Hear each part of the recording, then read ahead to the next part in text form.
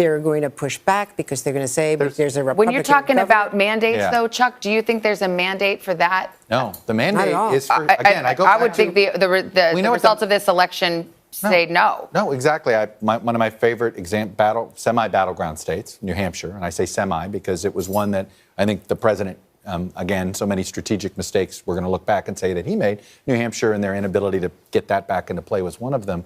But New Hampshire decidedly, voted for Joe Biden, re-elected their Democratic U.S. senator by double digits, and below the ballot decided to hand power on a local and state level to Republicans.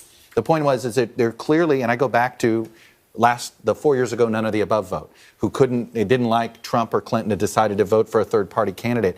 That group of voters decidedly went ahead and chose Joe Biden. But they did not choose a Democratic Senate. They did not choose, in many cases, Democratic House members. And so that's going to be definitely that challenge. But I want to go back to something David Plouffe said, which is I do think another way to sort of suck the oxygen out of whatever the president might try to do in the agita around the election is you roll these nominees out fast. Exactly. I think before Thanksgiving, you're going to have a government in waiting.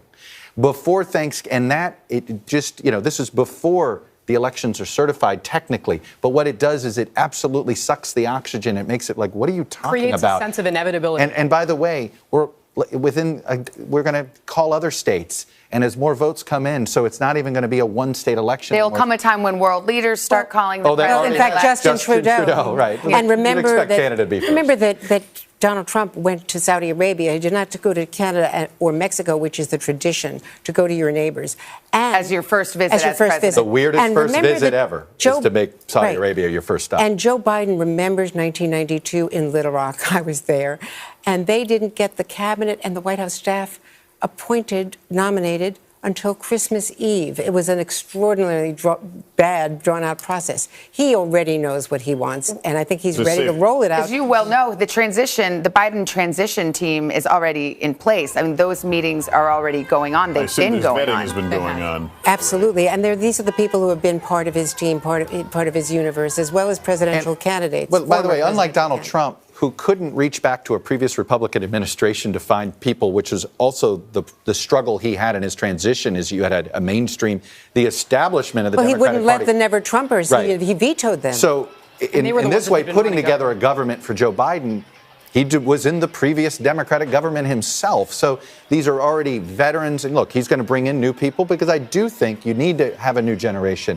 And it isn't just about appearance sake to have a new generation. I think it needs to be real. I think, no more of these, these glass ceilings need to be gotten rid of on all of these cabinet posts. So there's no doubt that we're going to see a lot of that stuff shattered. But I think it is also going to be about finding that balance and being responsive to the electorate as a whole. I do think that there is going to be a significant focus on, Chuck, I think you were suggesting the diversity of Joe Biden's cabinet. I think that is one thing that Democrats on Capitol Hill, but also across the country, they're looking to see themselves represented. You probably have a woman defense secretary, Michelle Flournoy. And possibly she worked in the Pentagon in the Obama administration. Possibly the first woman Treasury Secretary, the first woman Defense Secretary. Sort of these last for some reason, relics, if you will, and just that stuff. And by the way, you shatter that stuff, and at the same time, you can still strike your ideological balance. And that's what he's going to have to do. It's not going to be easy, and he's going to have to strike this balance. But he does have in the same way Barack Obama was able to strike that balance when he came in because he had a crisis immediately.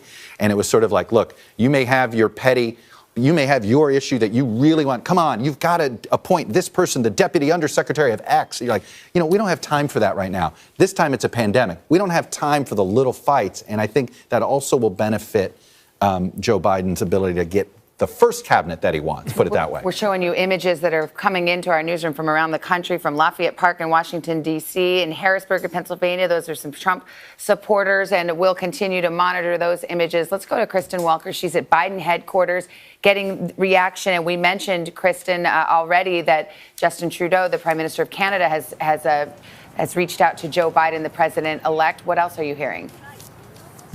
Let me read you what we're hearing from Justin Trudeau, and then let's talk about the broader context of how the world is reacting, Savannah. Justin Trudeau writes, "Congratulations, Joe Biden and Kamala Harris. Our two countries are close friends, partners, and allies. We share a relationship that's unique on the world stage. I'm really looking forward to working together and building on that with both of you." Look, President Trump was someone who ran on an America First foreign policy, and that is how he governed. And so some of America's traditional relationships with its foreign allies have been strained throughout the Trump administration, something that he would acknowledge and felt quite proud of. Frankly, he pulled out of the Paris Climate Agreement. He pulled out of the Iran nuclear deal. These are things that Joe Biden has said he wants to rejoin. He said he wants to negotiate a better Iran nuclear deal. But just to give you a sense, and think about NATO. President Trump had a number of NATO summits which were quite tense at times. You'll recall that one moment where you had several world leaders who were talking about the president behind his back, mocking him. That was caught on camera.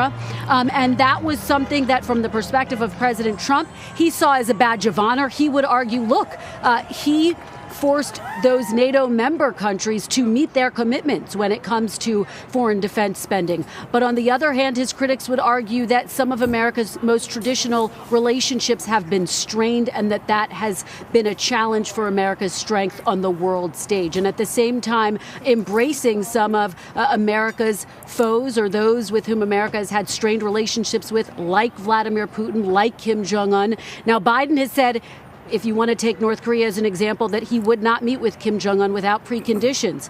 President Trump has met with Kim Jong-un 3 times, and still no nuclear deal, still no agreement for nuclear disarmament on the part of North Korea. So I think you are going